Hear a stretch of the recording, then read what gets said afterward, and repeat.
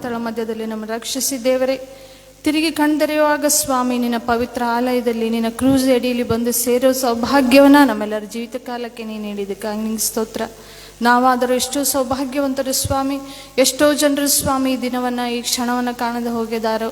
ಹೌದು ಸ್ವಾಮಿ, ನಮ್ಮನ್ನಾದರೂ ಪ್ರೀತಿಸಿ ಕರುಣಿಸಿ ಸ್ವಾಮಿ, ನಮ್ಮ ಹಿತವನ್ನು ಬಯಸಿ ಸ್ವಾಮಿ, ನಮ್ಮನ್ನು ಜೀವಿತರ ಸಂಖ್ಯೆಯಲ್ಲಿಟ್ಟು ತಿರುಗಿ ನಿನ್ನ ಪಾದ ಸಂಧಾನಕ್ಕೆ ನಮ್ಮನ್ನು ತಂದಿದ್ದಿ ಕರ್ತನೆ, ಅದಕ್ಕಾಗಿ ನಿಂಗೆ ಸ್ತೋತ್ರ.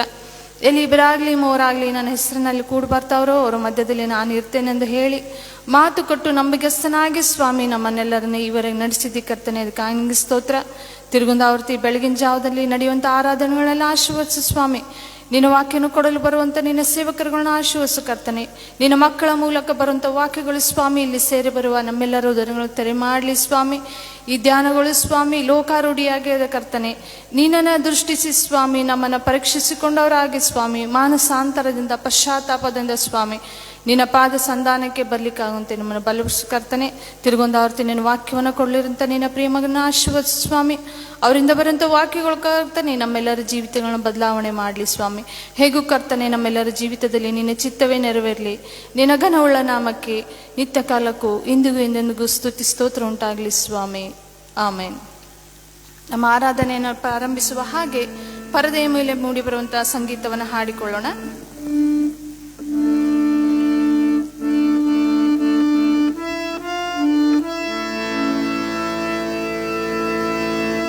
ಎಂತ ಒಳ್ಳೆ ದೇವರು యేసయ్య, ಎಂತ ಒಳ್ಳೆ ದೇವರು యేసయ్య, ಚಿಂತೆಯೆಲ್ಲ ತೀರಿದೆಯ ನನ್ನ ಸೇರಲು. ಎಂತ ಒಳ್ಳೆ ದೇವರು యేసయ్య, ಚಿಂತೆಯೆಲ್ಲ ತೀರಿದೆಯ ನಿನ್ನ ಸೇರಲು. ಎಂತ ಒಳ್ಳೆ ದೇವರು యేసయ్య. ಘೋರ ಪಾಪಿಯಾದ ನಾನು ನಿನ್ನಿಂದ ದೂರ ಹೋದಾಗ, ಘೋರ ಪಾಪಿಯಾದ ನಾನು ನಿನ್ನಿಂದ ದೂರ ಹೋದಾಗ, ನಿನ್ನ ಪ್ರೇಮದಿ ನನ್ನ ಅಪ್ಪಿಕೊಂಡಿ ಕ್ಷಮಿಸಿದಂತ ನನ್ನ యేసయ్య. ನಿನ್ನ ಪ್ರೇಮದಿ ನನ್ನ ಅಪ್ಪಿಕೊಂಡು ಕ್ಷಮಿಸಿದಂತ ನನ್ನ యేసయ్య. ಎಂತ ಒಳ್ಳೆ ದೇವರು యేసయ్య, ಎಂತ ಒಳ್ಳೆ ದೇವರು యేసయ్య. ಚಿಂತೆಯೆಲ್ಲ ತೀರಿತಯ್ಯ ನಿನ್ನ ಸೇರಲು. ಎಂತ ಒಳ್ಳೆ ದೇವರು యేసయ్య. ಚಿಂತೆಯೆಲ್ಲ ತೀರಿತಯ್ಯ ನನ್ನ ಸೇರಲು. ಎಂತ ಒಳ್ಳೆ ದೇವರು యేసయ్య. ನನಗಿದ್ದ ನನ್ನವರೆಲ್ಲರೂ ನನ್ನ ಬಿಟ್ಟು ದೂರ ಹೋದರು. ನನಗಿದ್ದ ನನ್ನವರೆಲ್ಲರೂ ನನ್ನ ಬಿಟ್ಟು ದೂರ ಹೋದರು. ಎಷ್ಟೆಷ್ಟು ಕಷ್ಟಗಳಿಗೆ ಗುರಿ ಮಾಡಿದರು ನನ್ನ ನೀನು ಬಿಡಲೇ యేసయ్య. ಎಷ್ಟೆಷ್ಟು ಕಷ್ಟಗಳಿಗೆ ಗುರಿ ಮಾಡಿದರು ನನ್ನ ಬಿಡಲೇ ಇಲ್ಲ యేసయ్య. ಎಂತ ಒಳ್ಳೆ ದೇವರು యేసయ్య, ಎಂತ ಒಳ್ಳೆ ದೇವರು యేసయ్య. ಚಿಂತೆಯೆಲ್ಲ ತೀರಿತಯ್ಯ ನಿನ್ನ ಸೇರಲು. ಎಂತ ಒಳ್ಳೆ ದೇವರು యేసయ్య. ಚಿಂತೆಯೆಲ್ಲ ತೀರಿತಯ್ಯ ನಿನ್ನ ಸೇರಲು. ಎಂತ ಒಳ್ಳೆ ದೇವರು యేసయ్య, ಎಂತ ಒಳ್ಳೆ ದೇವರು యేసయ్య, ಎಂತ ಒಳ್ಳೆ ದೇವರು యేసయ్య. ದೇವರ ವಾಕ್ಯದ ಸಂದೇಶವನ್ನು ಕೇಳಲು ನಮ್ಮನ್ನು ಸಿದ್ಧಪಡಿಸಿಕೊಳ್ಳುವ ಹಾಗೆ ಪರದೆಯ ಮೇಲೆ ಮೂಡಿ ಬರುವ ಇನ್ನೊಂದು ಸಂಗೀತವನ್ನು ಹಾಡಿಕೊಳ್ಳೋಣ. ನನ್ನ ದೇವರನ್ನೇ ನನ್ನ ಯೇಸುವೆ ನಿನ್ನನ್ನೇ ಪ್ರೀತಿಸುವೆ.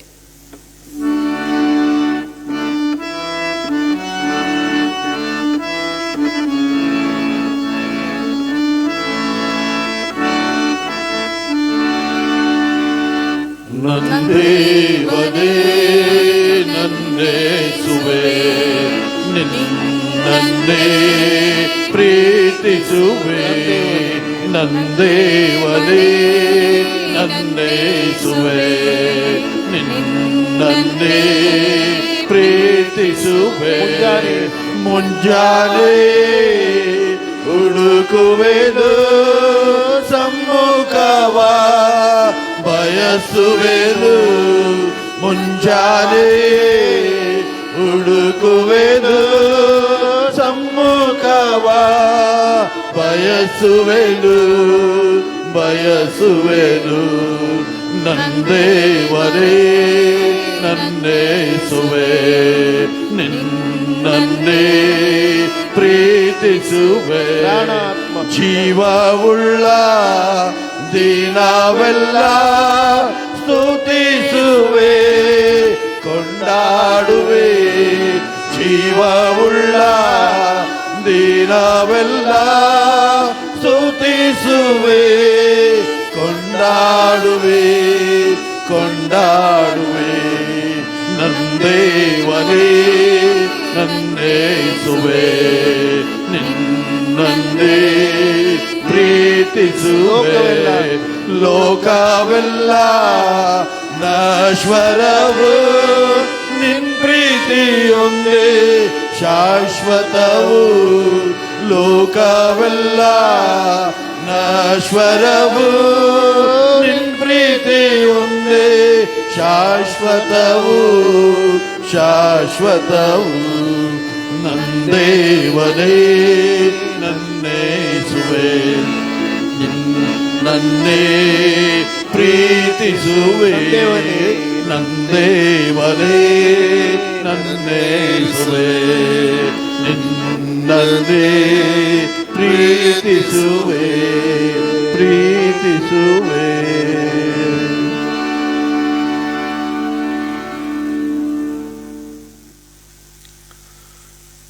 ಪ್ರಕಟಣೆಯ ಪುಸ್ತಕ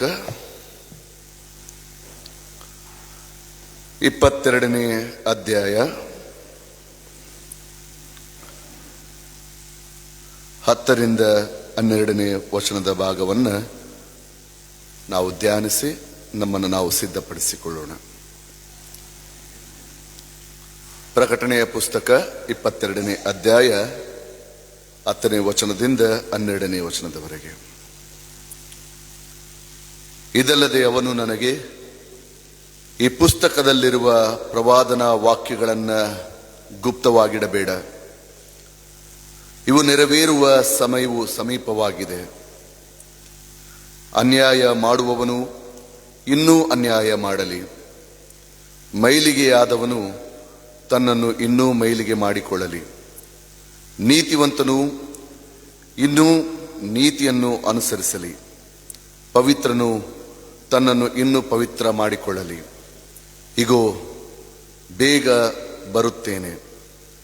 ನಾನು ಪ್ರತಿಯೊಬ್ಬನಿಗೆ ಅವನವನ ನಡತೆಯ ಪ್ರಕಾರ ಕೊಡತಕ್ಕ ಪ್ರತಿಫಲವು ನನ್ನ ಕೈಯಲ್ಲದೆ. ನಾನೇ ಆದಿಯು ಅಂತ್ಯವೂ ಮೊದಲನೆಯವನು ಕಡೆಯವನು, ಪ್ರಾರಂಭವೂ ಸಮಾಪ್ತಿಯೂ ಆಗಿದ್ದೇನೆ ಎಂಬುವಂಥದ್ದೇ. ಪ್ರಾರ್ಥನೆ ಮಾಡೋಣ.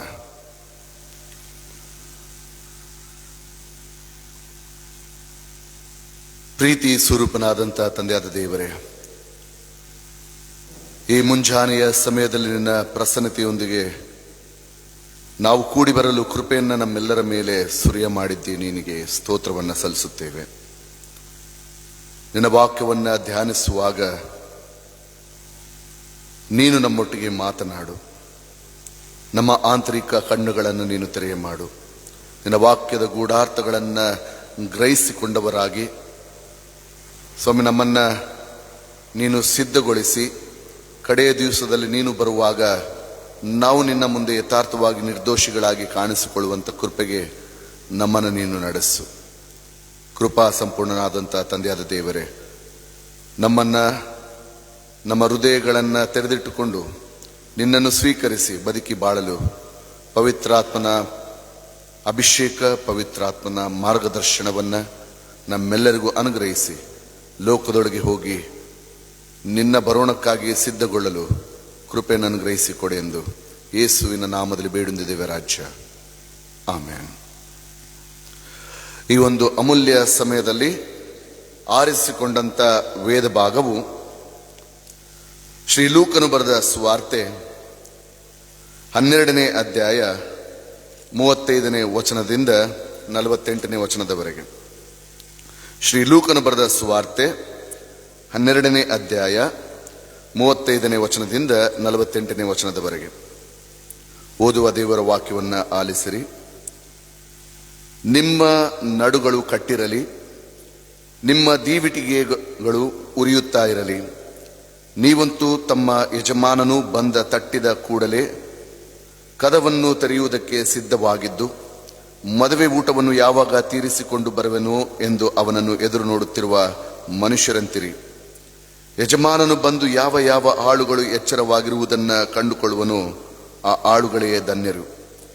ಆತನೇ ನಡುಕಟ್ಟಿಕೊಂಡು ಅವರನ್ನು ಊಟಕ್ಕೆ ಕೂಡ್ರಿಸಿ ಹತ್ತಿರಕ್ಕೆ ಬಂದು ಅವರಿಗೆ ಸೇವೆ ಮಾಡುವುದು ಎಂದು ನಿಮಗೆ ಸತ್ಯವಾಗಿ ಹೇಳುತ್ತೇನೆ.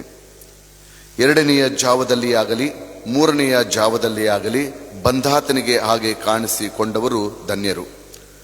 ಕಳ್ಳನು ಬರುವ ಗಳಿಗೆಯು ಮನೆ ಯಜಮಾನನಿಗೆ ತಿಳಿದಿದ್ದರೆ ಅವನು ಎಚ್ಚರವಾಗಿದ್ದು ತನ್ನ ಮನೆಗೆ ಕನ್ನ ಹಾಕಗೊಡಿಸುತ್ತಿರಲಿಲ್ಲವೆಂದು ತಿಳಿದುಕೊಳ್ಳಿರಿ. ನೀವು ಸಹ ಸಿದ್ಧವಾಗಿರಿ.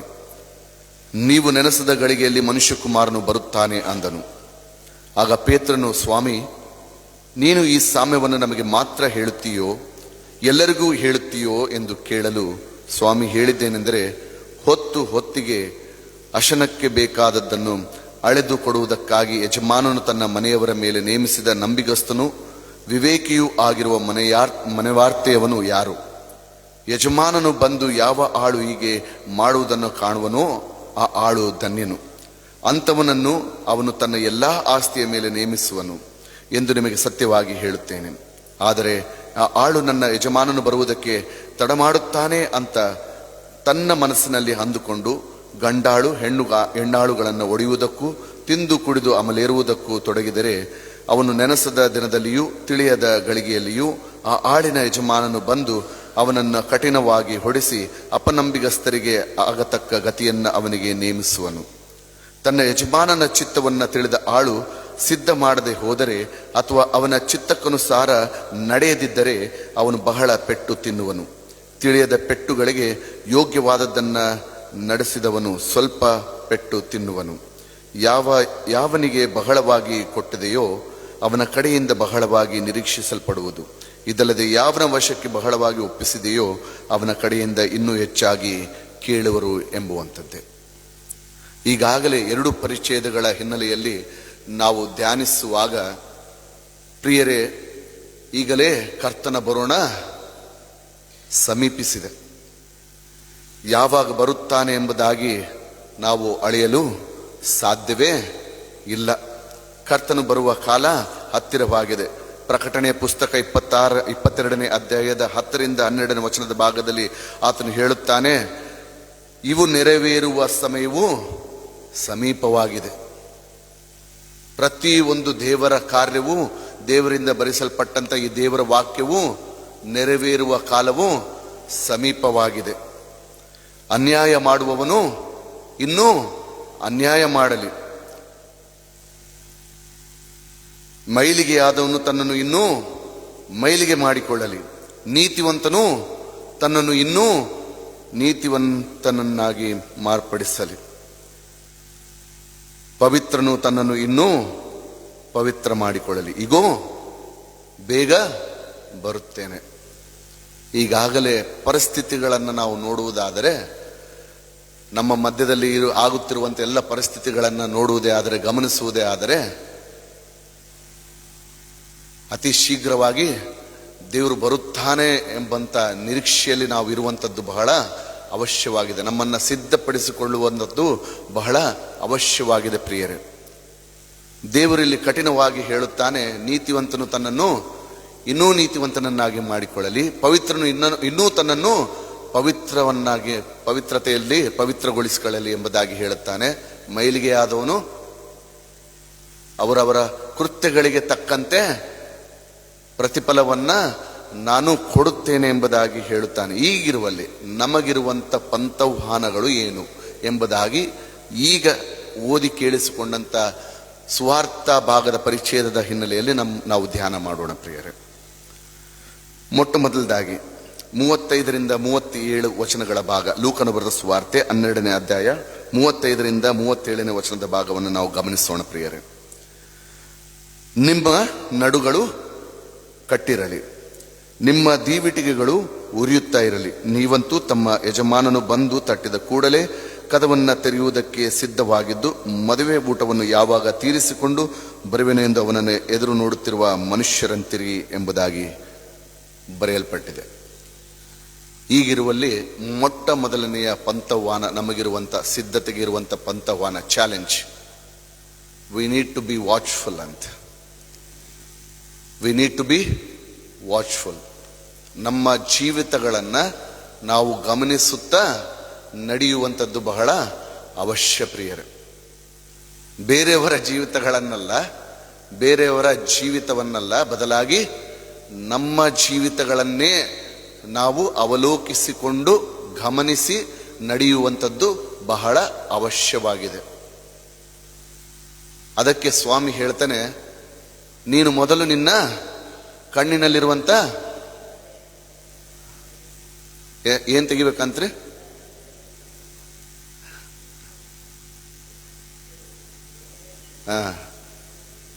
ಏನಿದೆ? ಇನ್ನೊಬ್ಬರ ಕಣ್ಣಲ್ಲಿ ಏನಿದೆ ರೀ? ರವೆ ಇದೆ. ಇನ್ನೊಬ್ಬರ ಕಣ್ಣಲ್ಲಿ ರವೆ ಇದೆ. ನನ್ನ ಕಣ್ಣಲ್ಲಿ ಏನಿದೆ? ತೊಲೆ ಇದೆ. ಅದನ್ನ ತೆಕ್ಕ ನೀನು ಅಂತ. ಅದನ್ನ ತೆಗೆದ್ಬಿಟ್ಟು ಇನ್ನೊಬ್ಬನ ಕಣ್ಣಲ್ಲಿರುವಂತ ರವೆಯನ್ನು ನೋಡುತ್ತೆಲ್ಲ ನೀನು ಅಂತ. ನಾವು ನಮ್ಮದನ್ನು ಬಿಟ್ಟು ಇನ್ನೊಬ್ಬರಲ್ಲಿಯೇ ಕೊರತೆಗಳನ್ನು ನಾವು ಹುಡುಕ್ತಾ ಇದ್ದೇವೆ. ಅದಕ್ಕಾಗಿ ಈಗ ದೇವರು ನಮಗೆ ಕರೆ ನೀಡ್ತಾ ಇದ್ದಾನೆ, ಮೊದಲು ನೀನು ನಿನ್ನನ್ನು ನೀನು ಪರೀಕ್ಷಿಸಿಕೊ, ನಿನ್ನ ನಡೆಯನ್ನು ನೀನು ಗಮನಿಸು. ನೀನು ಯಾರ ಕಡೆಗೆ ನಡೀತಾ ಇದ್ದಿ? ಯಾವ ರೀತಿಯಲ್ಲಿ ನಿನ್ನ ನಡೆಗೆ ಇದೆ? ದೇವರ ಕಡೆಗಿದೆಯೋ ಲೋಕದ ಕಡೆಗೆ ಇದೆಯೋ ಎಂಬುದನ್ನು ಪರೀಕ್ಷಿಸಿಕೋ ಎಂಬುದಾಗಿ ಇಲ್ಲಿ ನಮಗೆ ಪಂಥವಾನವನ್ನ ನೀಡುವಂಥದ್ದಾಗಿದೆ. ನಿನ್ನನ್ನು ನೀನು ದೇವರ ಬರೋಣಕ್ಕಾಗಿ ಸಿದ್ಧಪಡಿಸಿಕೋ, ನಿನ್ನ ನಡೆಯನ್ನ ಗಮನಿಸುವುದರ ಮೂಲಕವಾಗಿ ಎಂಬುದಾಗಿ ದೇವರು ಇಲ್ಲಿ ಕರೆಯನ್ನ ನೀಡುವಂತನಾಗಿದ್ದಾನೆ. ನೋಡ್ರಿ, ನಿಮ್ಮ ನಡುಗಳು ಕಟ್ಟಿರಲಿ. ಯೇಸು ಸ್ವಾಮಿ ಏನು ಕಟ್ಟಿಕೊಂಡಿದ್ದಾರೆ? ನಡು ಕಟ್ಟಿಕೊಂಡವನಾಗಿ, ಎದೆ ಬೊಗ್ಗಿದವನಾಗಿ ಸೇವೆಯನ್ನ ಮಾಡುತ್ತಾ ಬಂದ. ಅಂದ್ರೆ ಸದಾ ನಾನು ಏನಿದ್ದೇನೆ? ಸಿದ್ಧನಿದ್ದೇನೆ ಎಂಬುದನ್ನ ಆತನು ವ್ಯಕ್ತಪಡಿಸ್ತಾ ಇದ್ದ. ತನ್ನ ನಡೆಯನ್ನ ಆತನು ಯಾವಾಗಲೂ ಏನ್ ಮಾಡ್ತಾ ಇದ್ರೆ? ಗಮನದಲ್ಲಿ ಇಟ್ಟುಕೊಳ್ತಾ ಇದ್ದ. ಈಗಿರುವಲ್ಲಿ ಸಿಂಹ ಯಾವಾಗಲೂ ನಡೆಯುವಾಗ ಏನ್ ಮಾಡ್ತಾ ಇದ್ರೆ? ಏನ್ ಮಾಡ್ತದೆ? ತಗ್ಗಿಸ್ಕೊಳ್ತದ್ರೆ, ಆಲೋಚಿಸ್ತದೆ, ಆಚೆ ಈಚೆ ಲಕ್ಷ್ಯ ಕೊಡೋದಿಲ್ಲ. ಅದು ಮುಂದೆ ಸಾಗ್ತಾ ಸಾಗ್ತಾ ಒಂದು ಕಾರ್ಯವನ್ನು ಮಾಡ್ತೈತ್ರಿ, ಬಹಳ ಇಂಪಾರ್ಟೆಂಟ್. ಅದು ಹಿಂದೆ ತಿರುಗಿ ನೋಡ್ತದೆ. It will see back. ಅಂದ್ರೆ ಏನ್ ಮಾಡ್ಬೇಕ್ರಿ ನಾವು? ಸಿಂಹಾವಲೋಕನ ಅಂತಾರೆ ಅದಕ್ಕೆ. ಸಿಂಹಾವಲೋಕನ ಅಂದ್ರೆ ನಾವು ಹಿಂತಿರುಗಿ ನೋಡ್ಬೇಕಂತೆ. ನಾನು ಎಲ್ಲಿದ್ದೆ, ಹೇಗಿದ್ದೆ, ಹೇಗೆ ನಡೆದುಕೊಂಡು ಬಂದಿದ್ದೇನೆ, ಹೇಗೆ ನಡೆಯಬೇಕು ಅನ್ನುವಂಥದ್ದನ್ನ ನಾವು ನೋಡಿಕೊಂಡು ನಾವು ಮುಂದೆ ಸಾಗುವಂಥದ್ದು ಬಹಳ ಅವಶ್ಯ. ಅದಕ್ಕೆ ನಮ್ಮನ್ನು ನಡೆಸುವಂಥದ್ದು ಒಂದೇ, ದೇವರ ವಾಕ್ಯ.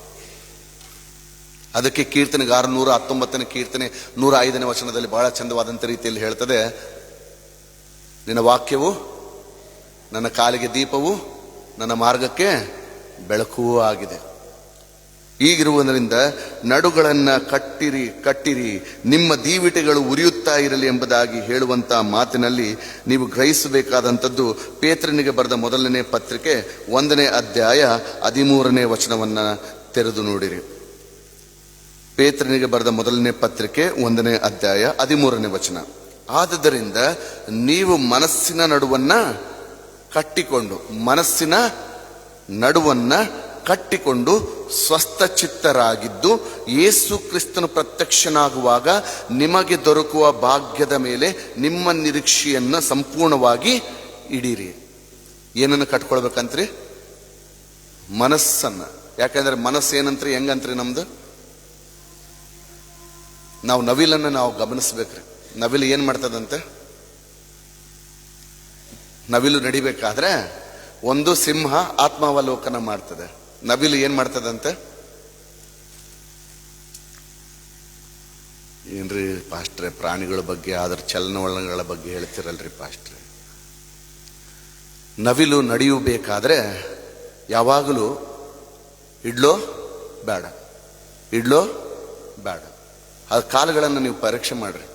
ನಡಿಬೇಕಾದ್ರೆ ಇಡ್ಲೋ ಬೇಡ, ಇಡ್ಲೋ ಬೇಡ, ಮಾಡ್ಲೋ ಬೇಡ. ನಮ್ಮ ಜೀವಿತಗಳಲ್ಲಿಯೂ ಕೂಡ ಈ ದ್ವಂದ್ವ ನೀತಿ ಅಂತೀವಿ. ದ್ವಂದ್ವ ನೀತಿ ಅಂದ್ರೆ ಮಾಡ್ಬೇಕಾ ಮಾಡಬಾರ್ದ, ಮಾಡಿದ್ರೆ ಒಳ್ಳೇದಾ ಮಾಡದಿದ್ರೆ ಒಳ್ಳೇದ. ಈ ದ್ವಂದ್ವ ನೀತಿಯಲ್ಲಿಯೇ ನಾವು ಮುಂದೆ ಸಾಕ್ತೇವೆ. ಈಗಿರುವಲ್ಲಿ ಈತನು ಹೇಳ್ತಾನೆ, ನೀವು ಮನಸ್ಸು ಎಂತಹ ಮನಸ್ಸನ್ನ ಹೊಂದಿಕೊಳ್ಳ್ರಿ? ಕ್ರಿಸ್ತನ ಮನಸ್ಸನ್ನ ನೀವು ಹೊಂದಿಕೊಳ್ಳ್ರಿ ಎಂಬುದಾಗಿ ಒಂದು ಕಡೆ ದೇವ್ರ ವಾಕ್ಯ ಹೇಳ್ತದೆ. ನಮ್ಮಲ್ಲಿರುವಂಥದ್ದು ದ್ವಂದ್ವ ಮನಸ್ಸು ಇರಬಾರದು, ಏಕ ಮನಸ್ಸು ಉಳ್ಳವರಾಗಿ ನಾವು ಜೀವಿಸ್ಬೇಕು. ಅದು ಹೇಗೆ ಸಾಧ್ಯ ಅಂತಂದ್ರೆ ಕ್ರಿಸ್ತನಲ್ಲಿ ನಾವು ಜೀವಿಸಿದಾಗ ಮಾತ್ರ. ಈಗಿರುವಲ್ಲಿ ನಡುಗಳನ್ನ ಕಟ್ಟಿಕೊಳ್ಳಿರಿ, ನಿಮ್ಮ ದೀವಿಟೆಗಳು ಉರಿಯಲಿ ಎಂಬುದಾಗಿ ಹೇಳುವಾಗ ಈ ಮನಸ್ಸಿನ ನಡುವನ್ನ ಕಟ್ಟಿಕೋ ಅಂತಂದ್ರೆ ಏನ್ ಮಾಡ್ಬೇಕಂದ್ರಿ? ಎಫೆಸದವರಿಗೆ ಬರೆದ ಪತ್ರಿಕೆ 6ನೇ ಅಧ್ಯಾಯದಲ್ಲಿ ತಿಳಿಸುವ ಹಾಗೆ ಯಾವ ನಡುಕಟ್ಟನ್ನು ಕಟ್ಟಿಕೋ ಅಂತ ಹೇಳ್ತದೆ? ದಯಮಾಡಿ ಹೇಳಿ. ಸತ್ಯವೆಂಬ ನಡುಕಟ್ಟನ್ನು. ಈಗ ಬಂತ್ರಿ ಸತ್ಯವೆಂಬ ನಡುಕಟ್ಟು. ಈ ಸತ್ಯ ಯಾರ್ರಿ? ಯೇಸು ಸ್ವಾಮಿಯೇ. ನಾನೇ ಮಾರ್ಗವು ಸತ್ಯವೂ ಜೀವವೂ ಆಗಿದ್ದೇನೆ ಅಂದ್ರೆ ಆ ಸತ್ಯವೆಂಬ ನಡುಕಟ್ಟನ್ನು ನಾವು ಕಟ್ಟಿಕೊಂಡು ನಾವು ಜೀವಿಸುವಂತವರಾಗಬೇಕು. ಅಂದ್ರೆ we need to be watchful in what we are walking. ನಾವು ಯಾವ ರೀತಿ ನಾವು ನಡೆದುಕೊಂಡು ಬರ್ತಾ ಇದ್ದೇವೆ, ಹೋಗ್ತಾ ಇದ್ದೇವೆ ಅನ್ನುವಂಥದ್ದನ್ನ ಕ್ರಿಸ್ತ ಯೇಸುವಿನಲ್ಲಿ ಗಮನವಿಟ್ಟು ನಾವು ಮುಂದೆವರಿಯುವಂಥದ್ದು ಬಹಳ ಅವಶ್ಯವಾಗಿದೆ ಪ್ರಿಯರೇ. ನೀವಂತೂ ನೋಡಿ, ದೀವಿಟಿಗೆ ಅಂತಂತಂದ್ರೆ ನಾವು ಯಾರ ಚಿತ್ರಣ ನಮ್ಮ ಮುಂದೆ ಬರ್ತದ್ರಿ? ಯಾರ ಚಿತ್ರಣ ನಮ್ಮ ಮುಂದೆ ಬರ್ತದೆ? 10 ಮಂದಿ ಕನ್ನಿಕೆಯರ ಚಿತ್ರಣ ಬರ್ತದ್ರಿ. ಅಲ್ಲಿ 10 ಮಂದಿ ಕನ್ನಿಕೆಯರ ಚಿತ್ರಣ. ಈ 10 ಮಂದಿ ಕನ್ನಿಕೆಯರಲ್ಲಿ ಎಷ್ಟು ಮಂದಿ ಸಿದ್ಧರಾಗಿದ್ರಂತ್ರಿ? ಮೊದ್ಲಿಗೆ ಸಿದ್ಧರಾಗಿದ್ರಿ. ಅವ್ರೇನ್ ಮಾಡ್ತಿದ್ರಿ?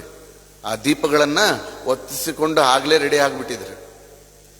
ಆದ್ರೆ ಯಾವ ಸಮಯಕ್ಕೆ ಯಾವ ಗಳಿಗೆಗೆ ಅವ್ರು ತಮ್ಮನ್ನು ತಾವು ಸಿದ್ಧಪಡಿಸ್ಕೊಳ್ಬೇಕು ಅನ್ನುವಂಥದ್ದು ಅವರು ತಿಳಿಯದೆ ಹೋದ್ರು. ಈಗಿರುವಲ್ಲಿ ಯಜಮಾನ ಬರಬೇಕು ಅಥವಾ ಅರಸ ಬರಬೇಕೆಂಬುದಾಗಿ ಬರುವ ಸಮಯದಲ್ಲಿ ಅವ್ರಿಗೇನಾಯ್ತಂದ್ರೆ ಆ ದೀಪಗಳು ಏನಾಯ್ತಂತೆ? ಹಾರಿ ಹೋದ್ವು. ಎಣ್ಣೆ ಮುಗಿದೋಯ್ತು, ದೀಪ ಹಾರಿ ಹೋಯ್ತು. ಆದರೆ ಬುದ್ಧಿವಂತೆ ಕನ್ನಿಕೆಯರು ಏನ್ ಮಾಡಿದ್ರಂತೆ? ಯಾವ ಸಮಯದಲ್ಲಿ ಯಾವ ಗಳಿಯಲ್ಲಿ ನಾವು ಸಿದ್ಧಪಡಿಸ್ಕೊಳ್ಬೇಕು ಅನ್ನುವಂಥದ್ದನ್ನ ಅವರು ತಿಳ್ಕೊಂಡವರಾಗಿ ಅದನ್ನ ಸಿದ್ಧಪಡಿಸ್ಕೊಂಡ್ರು. ಅಂದ್ರೆ ಈಗ ನಾವು ನಮ್ಮ ಗಮನ ಹರಿಸ್ಬೇಕು.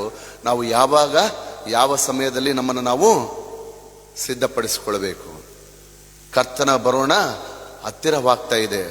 ನಮ್ಮನ್ನು ನಾವು ಗಮನಿಸಿ, ನಮ್ಮ ನಡೆಯನ್ನು ನಾವು ಗಮನಿಸಿ ದೇವರ ಕಡೆಗೆ ನಾವು ತಿರುಗಿಕೊಂಡು ಸುವಾರ್ತೆಯನ್ನು ನಂಬುತ್ತಾ ಆತನ ಕಡೆಗೆ ತಿರುಗಿಕೊಂಡು ನಮ್ಮ ಜೀವಿತಗಳನ್ನ ಗಮನಿಸಿ ಸಿದ್ಧಗೊಳ್ಳಬೇಕಾಗಿದೆ. ಇವತ್ತು ಮುಂದೆ ನೋಡಿ 38ರಿಂದ 40ನೇ ವಚನ. 2ನೆಯ ಜಾವದಲ್ಲಿ ಆಗಲಿ 3ನೆಯ ಜಾವದಲ್ಲಾಗಲಿ ಬಂಧಾತನಿಗೆ ಹಾಗೆ ಕಾಣಿಸಿಕೊಂಡವರು ಧನ್ಯರು. ಕಳ್ಳನು ಬರುವ ಗಳಿಗೆಯು ಮನೆ ಯಜಮಾನನಿಗೆ ತಿಳಿದಿದ್ದರೆ ಅವನು ಎಚ್ಚರವಾಗಿದ್ದು ತನ್ನ ಮನೆಗೆ ಕನ್ನ ಹಾಕುತ್ತಿದ್ದನೆಂದು ತಿಳಿದುಕೊಳ್ಳಿರಿ. ಇಲ್ಲಿ ನಮಗೆ ಇರುವಂಥದ್ದು ತಿಳ್ಕೊಳ್ಳಿರಿ. ನೀವು ಸಹ ಸಿದ್ಧವಾಗಿರ್ರಿ. Be ready for the coming of Lord Jesus Christ. ಯಾವಾಗ ಬರ್ತಾನೋ ಯಾರಿಗೂ ಗೊತ್ತಿಲ್ಲ, ತಂದೆಗೆ ಹೊರತು ನನಗೂ ಗೊತ್ತಿಲ್ಲ ಎಂಬುದಾಗಿ ಯೇಸು ಸ್ವಾಮಿ ಹೇಳುವಂಥ ಮಾತನ್ನು ನಾವು ಗಮನಿಸಬೇಕು. ಆದರೆ ಪರಿಸ್ಥಿತಿಗಳನ್ನು ನಾವು ನೋಡುವಾಗ 3ನೇ ಯುದ್ಧ, ಮಹಾಯುದ್ಧ ಯಾವಾಗ ಪ್ರಾರಂಭವಾಗ್ತದೋ ಗೊತ್ತಿಲ್ಲ. ಕ್ಷಣ ಗಣನೆಗಳಲ್ಲಿ ಇವೆ. ಈಗಿರುವಲ್ಲಿ ಕರ್ತನ ಬರೋಣಕ್ಕೆ ನಮ್ಮನ್ನು ನಾವು ಸಿದ್ಧಪಡಿಸಿಕೊಳ್ಳುವಂಥದ್ದು ಬಹಳ ಅವಶ್ಯವಾಗಿದೆ. ಆತನು ಯಾವಾಗ ಬರ್ತಾನೋ ಆತನಿಗೂ ಗೊತ್ತಿಲ್ಲ. ಕಳ್ಳನು ಬರುವ ಹಾಗೆ ದೇವರು ಬರ್ತಾನೆ ಅಂತಂದ್ರೆ ನನಗೂ ಗೊತ್ತಿಲ್ಲ ನಾನು ಯಾವಾಗ ಬರ್ತೀನಿ ಅನ್ನುವಂಥ ಮಾತನ್ನ ಅಲ್ಲಿ ವ್ಯಕ್ತಪಡಿಸ್ತಾನೆ ಪ್ರಿಯರೇ. ಈಗಿರುವಲ್ಲಿ ಈಗ ಬರ್ತಾನೋ ನಾಳೆ ಬರ್ತಾನೋ ಗೊತ್ತಿಲ್ಲ ಪ್ರಿಯರೇ. ಒಬ್ಬ ಸಿರಿವಂತನಿಗೆ ಟ್ರೋಫಿ ಅಥವಾ ಪ್ರೈಸ್ ಸಿಕ್ತಂತ್ರಿ. ಆತನು ಹೋಗಿ ಅದನ್ನು ತೆಗೆದುಕೊಳ್ಳುವಂತ ಸಮಯದಲ್ಲಿ ಒಬ್ಬ ವ್ಯಕ್ತಿ ಬಂದು ಬಾ ನನ್ನೊಟ್ಟಿಗೆ ಬಾ ಎಂಬುದಾಗಿ ಕರೆದನಂತೆ. ಕರೆದ ತಕ್ಷಣವೇ ಆಯ್ತು ಎಂಬುದಾಗಿ ಹೋಗಿ ಆತನ ಜೊತೆಗೆ ತನ್ನ ಕಾರಿನಲ್ಲಿ, ಐಷಾರಾಮಿಯಾದಂಥ ಕಾರಿನಲ್ಲಿ ಕೂತ್ಕೊಂಡಾಗ ಆ ವ್ಯಕ್ತಿ ಹೇಳಿದ್ದಂತೆ, ಈಗಲೇ ನೀನು ನನ್ನೊಟ್ಟಿಗೆ ಬರಬೇಕು, ಈಗಲೇ ನೀನು ನನ್ನೊಟ್ಟಿಗೆ ಬರಬೇಕು. ಇಲ್ಲ ಇಲ್ಲ ಸ್ವಾಮಿ, ನಾನು ಈಗ ಬರೋದಿಲ್ಲ, ಈಗನ ನಾನು ಪ್ರೈಸ್ ತಗೊಂಡಿದ್ದೀನಿ, ನನ್ನ ಹೆಂಡತಿಗೆ ನಾನು ತೋರಿಸ್ಬೇಕು, ನಾನು ಸಂತೋಷ ಪಡಬೇಕು, ನನ್ನ ಮಕ್ಕಳೊಟ್ಟಿಗೆ ನಾನು ಸಂತೋಷ ಪಡಬೇಕು, ಇನ್ನು ಬಹಳಷ್ಟು ನಾನು ಸಂಪಾದನೆ ಮಾಡಬೇಕು, ಜೀವಿತವನ್ನ ಇನ್ನೂ ಇದೆ ನನ್ನಲ್ಲಿ ಎಂಬುದಾಗಿ ಕೇಳಿಕೊಂಡಾಗ ಅದೆಲ್ಲ ಸಾಧ್ಯವೇ ಇಲ್ಲ ಅನ್ನಂತೆ. ಹೋಗ್ಲಿ, ನನ್ನ ಹೆಂಡತಿಗಾದ್ರೂ ನಾನು ಹೇಳಿ ಬರ್ತೀನಿ ಬಿಡಿ ನನಗೆ ಅಂತ ಕೇಳಿದ್ರೆ ಸಾಧ್ಯ ಇಲ್ಲ ಎಂಬುದಾಗಿ ಹೇಳಿದ್ರಂತೆ. ಕರ್ತನ ಕರೆಯುವಿಕೆ ಯಾವಾಗ ನಮಗೆ ಬರ್ತದೋ ಗೊತ್ತಿಲ್ಲ ಪ್ರಿಯರೇ, ಆದರೆ ಸಿದ್ಧರಾಗಿರುವಂಥದ್ದು ಅವಶ್ಯವಾಗಿದೆ. ಮುಂದೆ ಸಾಗೋಣ ಪ್ರಿಯರೇ. 41ನೇ ವಚನದಿಂದ 46ನೇ ವಚನ, ಇಲ್ಲಿ ಬಹಳ ಗಮನಾರ್ಹವಾದಂಥ ವಿಚಾರ. ಏನಂತ ಹೇಳಿದ್ರೆ, ಪೇತ್ರನು ಸ್ವಾಮಿಗೆ ಕೇಳ್ತಾನೆ, ನೀನು ಈ ಸಾಮ್ಯವನ್ನು ನಮಗೆ ಮಾತ್ರ ಹೇಳುತ್ತೀಯೋ ಎಲ್ಲರಿಗೂ ಹೇಳ್ತಾ ಇದ್ದೀಯಾ? ಸ್ವಾಮಿ ಅದಕ್ಕೆ ಏನ್ ಹೇಳ್ತಾರೆ, ನಿನಗೆ ಮಾತ್ರ ಅಲ್ಲಪ್ಪ, ಇದು ಎಲ್ಲರಿಗೂ. ಸ್ವಾಮಿ ಹೇಳಿದ್ದೇನೆಂದರೆ, ಹೊತ್ತಿಗೆ ಅಶನಕ್ಕೆ ಬೇಕಾದನ್ನೊಂದು ಅಳೆದು ಕೊಡುವುದಕ್ಕಾಗಿ ಯಜಮಾನನ್ ತನ್ನ ಮನೆಯವರ ಮೇಲೆ ನೇಮಿಸಿದ ನಂಬಿಗಸ್ತನು ವಿವೇಕಿಯೂ ಆಗಿರೋ ಮನೆವಾರ್ತೆಯವನು ಯಾರು? ಇವತ್ತು ನಮಗೆ ಆ ಜವಾಬ್ದಾರಿಯನ್ನ ಕೊಟ್ಟಿದ್ದಾನೆ. ಯಾವ ಜವಾಬ್ದಾರಿ? ನಮ್ಮನ್ನು ನಾವು ಗಮನಿಸ್ಕೊಳ್ಬೇಕು, ನಮ್ಮನ್ನು ನಾವು ಸಿದ್ಧಪಡಿಸ್ಕೊಳ್ಬೇಕು. ಆಮೇಲೆ ಏನ್ ಮಾಡ್ಬೇಕಂತ್ರಿ, ಈಗ ಬೇರೆಯವರನ್ನ ಸಿದ್ಧಪಡಿಸುವಂತ ಸಮಯ. ನಾನು ಮಾತ್ರ ರಕ್ಷಣೆ ಹೊಂದುವುದಲ್ಲ, ನಾನು ಮಾತ್ರ ಪರಲೋಕ ರಾಜ್ಯಕ್ಕೆ ಸೇರುವಂಥದ್ದಲ್ಲ, ಬದಲಾಗಿ ನನ್ನೊಟ್ಟಿಗೆ ನಾವೆಲ್ಲರೂ ಕೂಡ ಎಲ್ಲಿ ಸೇರಬೇಕು? ಆ ರಾಜ್ಯದಲ್ಲಿ. ಅದು ಆತನ ಚಿತ್ತ, ಉದ್ದೇಶ. ಅದಕ್ಕಾಗಿ ಇವತ್ತು ನಮ್ಮನ್ನ ದೇವರು ಕರೆದಿದ್ದಾನೆ. ಯಾವುದಕ್ಕೋಸ್ಕರ? ಸ್ಟೀವರ್ಡ್ಶಿಪ್ಗೋಸ್ಕರ, ಮನೆ ವಾರ್ತೆತನವನ್ನ ನಾವು ಮಾಡೋದಕ್ಕೋಸ್ಕರ ಆತನು ನಮ್ಮನ್ನ ಕರೆಯುತ್ತಾ ಇದ್ದಾನೆ. ಅದನ್ನು ನಿಷ್ಠೆಯಿಂದ, ಪ್ರಾಮಾಣಿಕತೆಯಿಂದ, ನಂಬಿಗಸ್ತಿಕೆಯಿಂದ ಮಾಡಿರಿ ಎಂಬುದಾಗಿ ನಮಗೆ ಇವತ್ತು ಕರೆ ನೀಡುವಂತವನಾಗಿದ್ದಾನೆ. ಕರ್ತನ ಬರೋಣ ಹತ್ತಿರವಾಗ್ತಾ ಇದೆ. ನಾವು ನಮಗೆ ಕೊಡಲ್ಪಟ್ಟಂತ ಮನೆ ವಾರ್ತೆತನದ ಜವಾಬ್ದಾರಿಯನ್ನ ನಾವು ನಿಷ್ಠೆಯಿಂದ, ಪ್ರಾಮಾಣಿಕತೆಯಿಂದ ನಾವು ಮಾಡ್ತಾ ಇದ್ದೇವಾ? ನಾವು ರಕ್ಷಣೆ ಹೊಂದಿದ್ದೇವೆ, ಆದರೆ ಇತರರನ್ನ ನಾವು ರಕ್ಷಣೆಯ ಕಡೆಗೆ ನಡೆಸುವಂತ ಕಾರ್ಯವನ್ನು ನಾವು ಮಾಡ್ತಾ ಇದ್ದೇವಾ? ಎಷ್ಟು ಆತ್ಮಗಳನ್ನ ಕರ್ತನ ಬಳಿಗೆ ಕರೆತಂದಿದ್ದೇವೆ? ದೇವ್ರು ಕೇಳುವಂಥದ್ದು ನಮ್ಮಿಂದ ಯಾವುದನ್ನೂ ಅಲ್ಲರಿ, ಬದಲಾಗಿ ಒಂದನ್ನು ಮಾತ್ರ ಕೇಳ್ತಾನೆ, ನೀನು ಎಷ್ಟು ಆತ್ಮಗಳನ್ನ ರಕ್ಷಿಸಿದೆ? ಯೆಹೆಜ್ಕೇಲನ ಪ್ರವಾದನೆಯ ಗ್ರಂಥ 33ನೇ ಅಧ್ಯಾಯ 1ರಿಂದ 9 ವಚನಗಳಲ್ಲಿ ಆತನು ಹೇಳ್ತಾನೆ, ಬಿ ವಾಚ್ಫುಲ್ ಎಂಬುದಾಗಿ. ನಾವು ಏನಾಗಿರ್ಬೇಕಂತ್ರಿ? ವಾಚ್ಮೆನ್ ಅಂತ, ಕಾವಲುಗಾರರು. ಕಾವಲುಗಾರ ಏನು ಮಾಡ್ತಾನ್ರಿ? ಹಳೆಯ ಪದ್ಧತಿಗಳ ಪ್ರಕಾರ ಆತನು ಕೊಂಬನ್ನು ಊದಬೇಕು. ಯುದ್ಧಕ್ಕೆ ಬರಬೇಕಾದ್ರೆ ಕೊಂಬನ್ನ ಊದಬೇಕು. ಅಂದ್ರೆ ಇವತ್ತು ಕರ್ತನು ಬರೋಣ ಹತ್ತಿರವಾಗ್ತಾ ಇದೆ, ಯುದ್ಧಕ್ಕೆ ಸಿದ್ಧವಾಗುವಾಗ ನಾವು ಏನು ಮಾಡ್ಬೇಕ್ರಿ? ಕೊಂಬನ್ನ ಊದುವಂಥದ್ದು ನಮ್ಮ ಆದ್ಯ ಕರ್ತವ್ಯ. ಕೊಂಬನ್ನ ಊದು. ಯೆಹೆಜ್ಕೇಲನಿಗೆ ಹೇಳ್ತಾರೆ ದೇವರು, ನೀನು ಕೊಂಬನ್ನ ಊದು, ಅವರ ತಪ್ಪುಗಳನ್ನ ನೀನು ಹರವು ಮಾಡು, ತಿದ್ದು ತೀಡು, ಎಚ್ಚರಿಸು. ಅವರ ಆ ವಾಕ್ಯದ ನಿಮಿತ್ತವಾಗಿ ತಮ್ಮ ಜೀವಿತಗಳನ್ನು ಗಮನಿಸಿ ದೇವರ ಕಡೆಗೆ ತಿರುಗಿಕೊಳ್ಳಲಿ, ತಮ್ಮನ್ನು ತಾವು ಸಿದ್ಧಪಡಿಸಿಕೊಳ್ಳಲಿ. ಯುದ್ಧ ಯಾವಾಗ ಬರ್ತದೋ ಗೊತ್ತಿಲ್ಲ. ಆದರೆ ನೀನು ಕೊಂಬನ್ನ ಊದದೆ ಹೋದರೆ ಅವರ ಆತ್ಮಕ್ಕೆ ನೀನು ಹೊಣೆ. ಅಂದರೆ ನಾನು ಹೊಣೆ, ನಮಗೆ ಕೊಡಲ್ಪಟ್ಟಂತ ಮನವಾರ್ತೆತನ ಎಲ್ಲರಿಗೂ ರೀ. ಅಂದರೆ ನಮ್ಮೆಲ್ಲರಿಗೂ ಹೊಣೆ, ನಮ್ಮೆಲ್ಲರ ಮೇಲೆಯೂ ಕೂಡ ಜವಾಬ್ದಾರಿ ಇದೆ. ಪ್ರತಿಯೊಂದು ಆತ್ಮಗಳ ಜವಾಬ್ದಾರಿ ನಮ್ಮ ಮೇಲೆಯೂ ಇದೆ. ಈಗಿರುವಲ್ಲಿ ನಾವು ಕೊಂಬನ್ನು ಊದಬೇಕು. ಕೊಂಬಂತಂದ್ರೆ ಕೊಂಬು ಊದೋದಲ್ರಿ ಹೋಗಿ ಅವ್ರ ಮುಂದೆ, ಬದಲಾಗಿ ದೇವರ ವಾಕ್ಯವನ್ನ ಅವರಿಗೆ ಸಾರಬೇಕು, ರಕ್ಷಣೆ ಕಡೆಗೆ ನಡೆಸಬೇಕು, ಕ್ರಿಸ್ತನ ಬಳಿಗೆ ಕರೆತರುವಂತ ಮನೆವಾರ್ತೆತನದ ಜವಾಬ್ದಾರಿ ನಮಗೆ ನೀಡಲ್ಪಟ್ಟದೆ. ಅದನ್ನ ಮಾಡದೆ ಹೋದ್ರೆ ಅವರ ಆತ್ಮಕ್ಕೆ ನಿನಗೊಂದು ಅವಕಾಶ ಕೊಟ್ಟಿದ್ನಲ್ಲ, ಸಾರುವ ತಿಳಿಸುವ ಜವಾಬ್ದಾರಿ ಮನೆವಾರ್ತೆತನ ನಿನಗೆ ಕೊಟ್ಟಿದ್ನಲ್ಲ, ನೀನು ಮಾಡಿದ್ಯಾ? ಯಾರು ಕೇಳ್ತಾರಂತ್ರಿ? ಕಡೆ ದಿವಸಗಳಲ್ಲಿ ನಮಗೆ ನೀನು ನಂಬಿಗಸ್ತನಾಗಿ ನಾನು ನೋಡಿದ್ರೆ ಮಾತ್ರ ಮಾಡದೆ, ನೋಡದೆ ಇರುವಾಗಲೂ ಕೂಡ ನೀನೇನ್ ಮಾಡ್ಬೇಕಂತೆ? ಆ ಮನೆ ವಾರ್ತೆತನದ ಜವಾಬ್ದಾರಿಯನ್ನು ನೀನು ನಿಷ್ಠೆಯಿಂದ ಮಾಡಿದ್ದೀಯೋ? ನೋಡ್ಬೇಕಂತ ಮಾಡಬೇಡ್ದಂತೆ. ನೋಡದೆ ಇರುವಾಗಲೂ ಕೂಡ ನಾವು ನಂಬಿಗಸ್ತಿಕರಾಗಿ ಆತನ ಕಾರ್ಯಗಳನ್ನ ನಾವು ಮಾಡಬೇಕು. ಯಾರೋ ನೋಡ್ತಾರೆ ಅಂತ ಮಾಡುವಂಥದ್ದಲ್ಲ, ಬದಲಾಗಿ ನೋಡದೆ ಇರುವಾಗಲೂ ಕೂಡ ನಾವು ದೇವರಿಗೆ ಮಾಡಬೇಕಾದಂಥ ಕಾರ್ಯಗಳನ್ನ ನಂಬಿಗಸ್ತರಾಗಿ ನೀತಿವಂತರಾಗಿ ನಾವು ಮಾಡುವಂಥದ್ದು ಬಹಳ ಅವಶ್ಯ ಪ್ರಿಯರೇ. ಈಗಿರುವಲ್ಲಿ ಕೊಂಬು ಊದಿರಿ. ಕೊಂಬು ಊದುತ್ತಲೇ ಅವರು ಆ ಸ್ವರವನ್ನ ಆಲಿಸಿ ತಮ್ಮನ್ನು ತಾವು ಸಿದ್ಧಪಡಿಸಿ ದೇವರ ಕಡೆಗೆ ತಿರುಗಿಕೊಂಡರೆ ಅವರ ಆತ್ಮಗಳಿಗೆ ಯಾರು ಜವಾಬ್ದಾರರು? ನೀನೇ ಜವಾಬ್ದಾರ. ತಿರುಗಿಕೊಳ್ಳದೆ ಹೋದ್ರೆ ಅವ್ರ ಜವಾಬ್ದಾರ. ನೀನು ಕೊಂಬನ್ನ ಊದದೆ ಹೋದ್ರೆ ಆಗ ನೀನ್ ಜವಾಬ್ದಾರ ಅಂತ. ಈಗಿರುವಲ್ಲಿ ನಮ್ಮ ಜವಾಬ್ದಾರಿಗಳನ್ನ ನಾವು ಅರಿತುಕೊಳ್ಳೋಣ ಪ್ರಿಯರೇ. ದೇವರಿಗೆ ನಂಬಿಗಸ್ತರಾಗಿ ಬಾಳೋಣ ಪ್ರಿಯರೇ. ಇಲ್ಲಿ ಹೇಳುವಂಥದ್ದು ನೋಡಿ, ಗಮನ ಇಟ್ಟು ಅರಿಸಿ.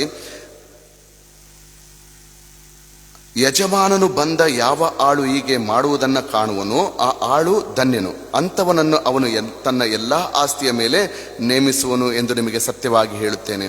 ಆದರೆ ಆ ಆಳು ನನ್ನ ಯಜಮಾನನು ಬರುವುದಕ್ಕೆ ತಡ ಮಾಡುತ್ತಾನೆ ಅಂತ ತನ್ನ ಮನಸ್ಸಿನಲ್ಲಿ ಅಂದುಕೊಂಡು ಗಂಡಾಳು ಹೆಣ್ಣಾಳುಗಳನ್ನು ಒಡೆಯುವುದಕ್ಕೂ ತಿಂದು ಕುಡಿದು ಅಮಲೇರುವುದಕ್ಕೂ ತೊಡಗಿದರೆ ಅವನು ನೆನೆಸದ ದಿನದಲ್ಲಿಯೂ ತಿಳಿಯದ ಗಳಿಗೆಯಲ್ಲಿಯೂ ಆ ಆಳಿನ ಯಜಮಾನನು ಬಂದು ಅವನನ್ನು ಕಠಿಣವಾಗಿ ಹೊಡಿಸಿ ಅಪನಂಬಿಗಸ್ತರಿಗೆ ಆಗತಕ್ಕ ಗತಿಯನ್ನ ಅವನಿಗೆ ನೇಮಿಸುವೆನು. ಅಪನಂಬಿಗಸ್ತರಿಗೆ ಆಗುವಂತ ಗತಿ ಏನ್ರಿ? ಏನಾಗ್ತದ್ರಿ? 5 ಮೊಹರೆ 2 ಮೊಹರೆ ಮತ್ತು ಅವನೇನ್ ಮಾಡಿದ ಅಂತ್ರಿ, ಅದನ್ನ ಭೂಮಿನಾಗ ಊತಿಟ್ಟಾರೆ. ನೀನು ಕಠಿಣ ಮನುಷ್ಯ, ಪೈರು ಬರುವಲ್ಲಿ ನೀನು ಕೊಯ್ಯುವವ, ಬಾರದೆ ಇರುವಲ್ಲಿ ಕೂಡ ನೀನು ಕೊಯ್ತಿ. ಅಂದ್ರೆ ತನ್ನ ಕೆಲಸವನ್ನು ನಂಬಿಗಸ್ತಿಕೆಯಿಂದ ಮಾಡಲೇ ಇಲ್ಲ. ಅವನಿಗೆ ಯಾವ ಗತಿ ಬಂತ್ರಿ? ಯಾವ ಗತಿ ಬಂತು?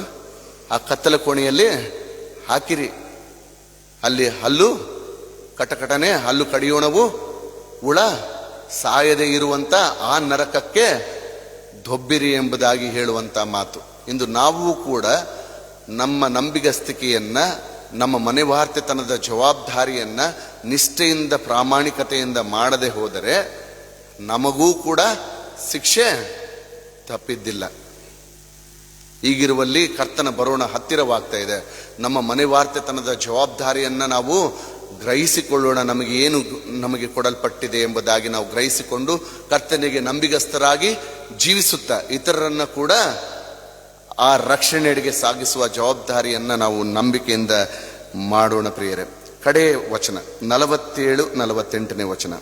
ತನ್ನ ಯಜಮಾನನ ಚಿತ್ತವನ್ನ ತಿಳಿದ ಆಳು ಸಿದ್ಧ ಮಾಡದೆ ಹೋದರೆ ಅಥವಾ ಅವನ ಚಿತ್ತಕ್ಕನುಸಾರವಾಗಿ ನಡೆಯದಿದ್ದರೆ ಅವನು ಬಹಳ ಪೆಟ್ಟು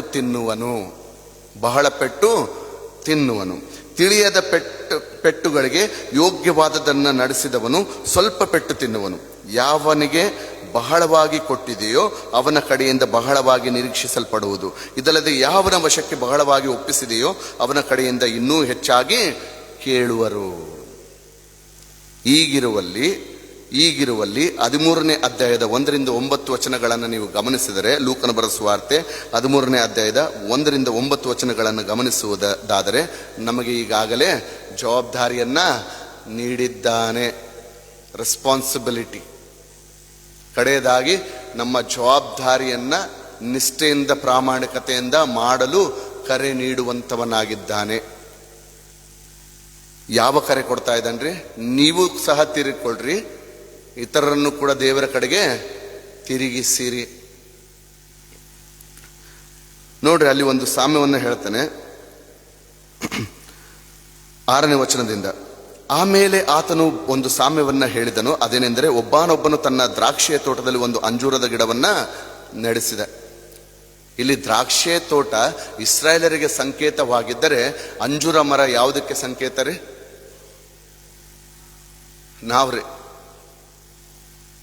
ನಾವು.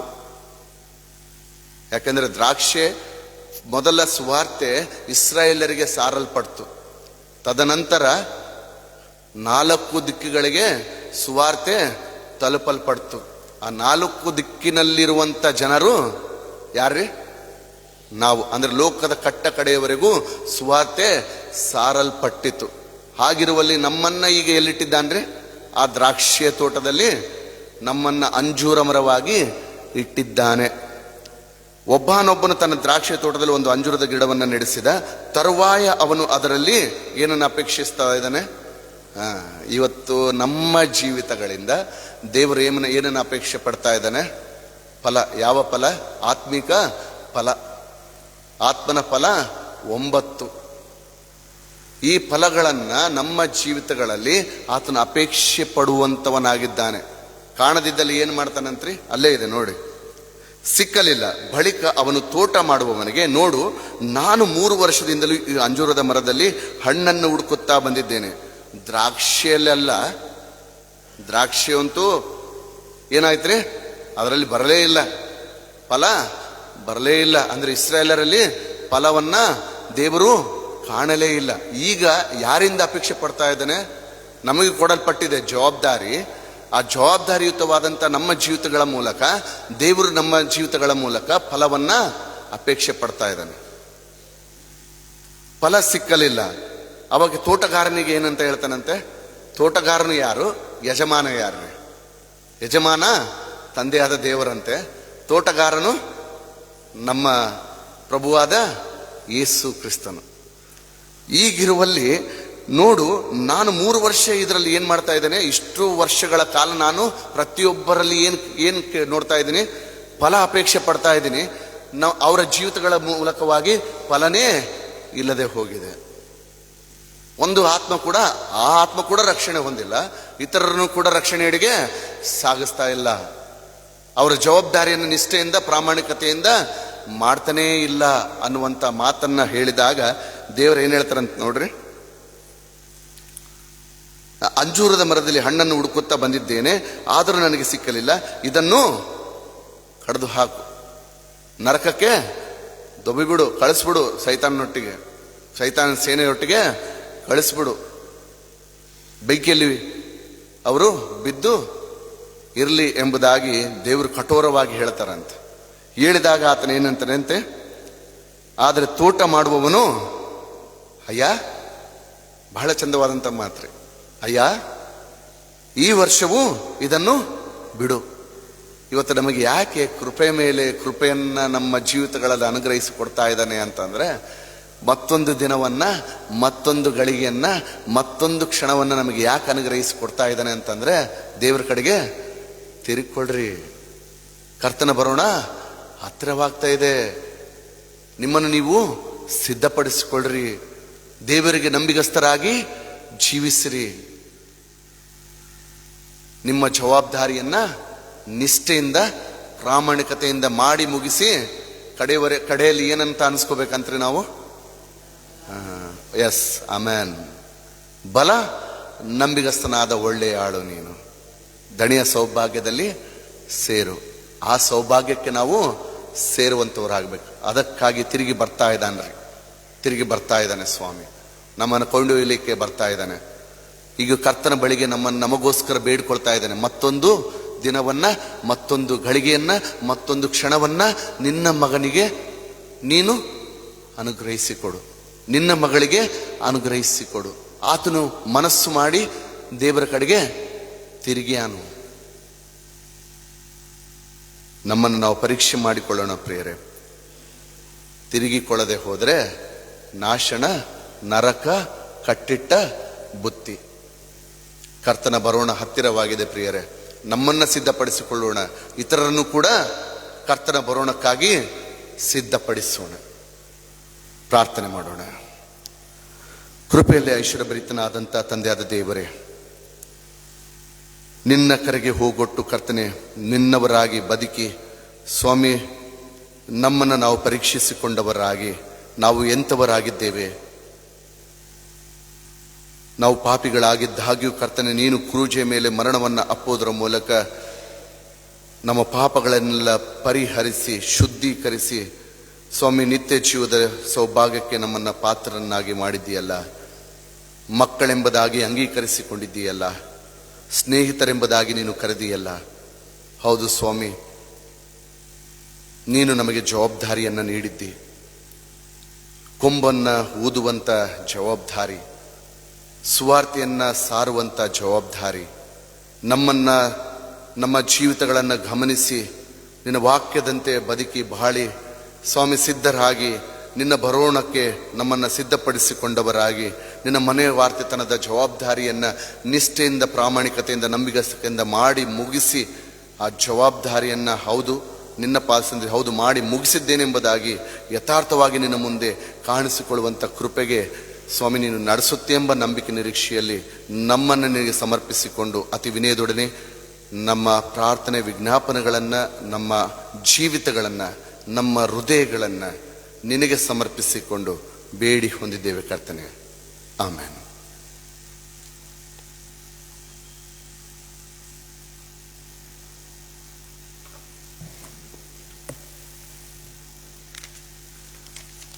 ಕೊನೆಯದಾಗಿ ಹಾಡುವಂಥ ಸಂಗೀತಗಳಲ್ಲಿ 82ನೇ ಸಂಗೀತವನ್ನು ಹಾಡಿಕೊಳ್ಳೋಣ. ಸಂಗೀತಗಳಲ್ಲಿ 82 ಮೊದಲನೆಯ ಮತ್ತು 2ನೇ ಚರಣವನ್ನು ಮಾತ್ರ ಹಾಡಿಕೊಳ್ಳೋಣ. ನನ್ನ ಪ್ರೀತಿ ಕ್ರೂಸಿಯಲ್ಲಿ ಬೇರೆ ಆಶೆ ಇರಲು.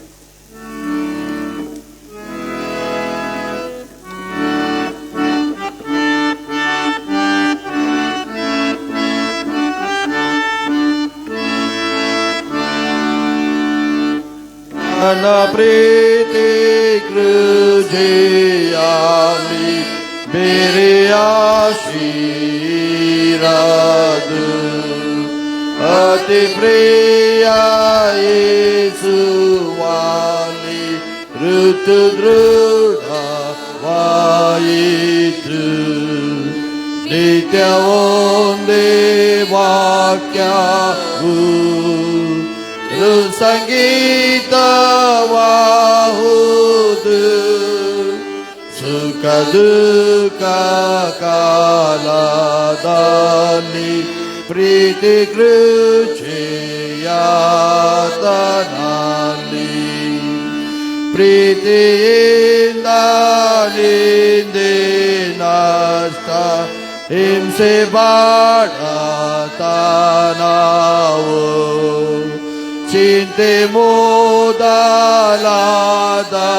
ಕಷ್ಟ ಹುಟ್ಟೋದೆಂತ ಬಾಲೆದು. ಯೇಸು ಆಜ್ಞೆ ಕೊಡದು ತೀಕ್ಷ್ಣ ಮೃತಿಗಾಂಜೆದು. ಸುಖ ದುಃಖ ಕಾಲದಲ್ಲಿ ಪ್ರೀತಿ ಕೃಷಿಯಾತನಲ್ಲಿ.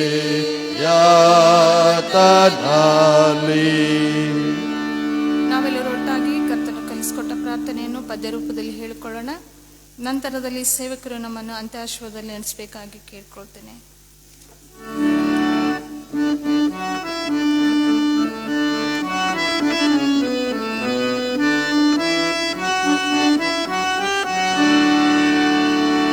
ಪರಲೋಕ ಜನಕನೆ ಭವದ ವಿಧಾನವು ನಿರುತವು ಪಾವನವಾಗಿರಲಿ.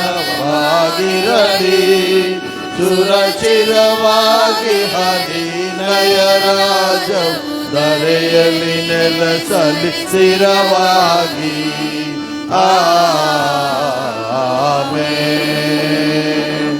ಪರದಾನದಿ ನಿನ್ನ ಜೀತವು ಧರೆಯು ನೆರವೇರಲಿ ಅನುದಿನದ ಬುದ್ಧಿ. ಪರಿಪಾಲಿಸು ಎಮ್ಮ ಕೊರತೆಯ ನೀಗಿಸು ವರಸು ಕರುಣಾಕರ ದಯಶೀಲ.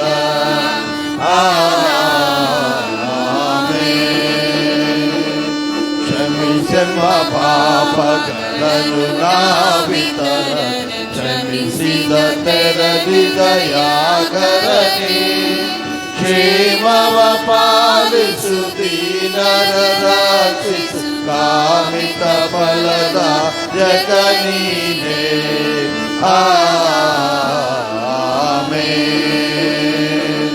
ಶೋಧನೆಯೊಳಗೆಮ್ಮ ಸೇರಿಸದಿರು ಭೂಮಿ ಶೋಧಕನಿಂದಲೇ ಕಾಯಿ ಪ್ರಭು. ಸಿದ್ಧದಿ ರಾಜವು ಫಲವು ಮಹಿಮೆಗಳು ಓದಯತೀಶನೆ ನೀನವು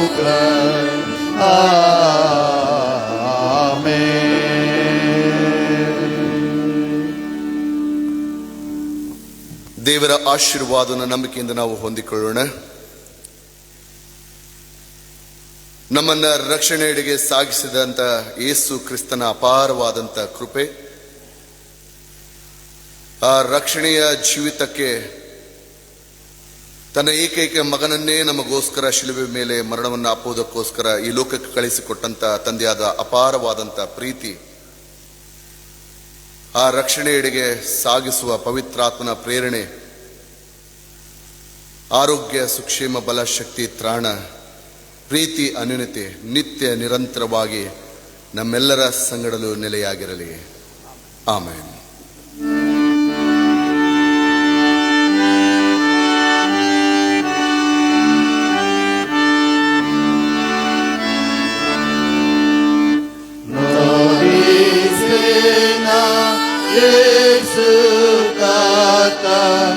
ಲೋಕಾರಣ್ಯ ಯಾತ್ರೆಯೋ ಶಾತ ನಾನಾಶಾತ ದಾಟಿ ಸಾಯಿಸ್ವ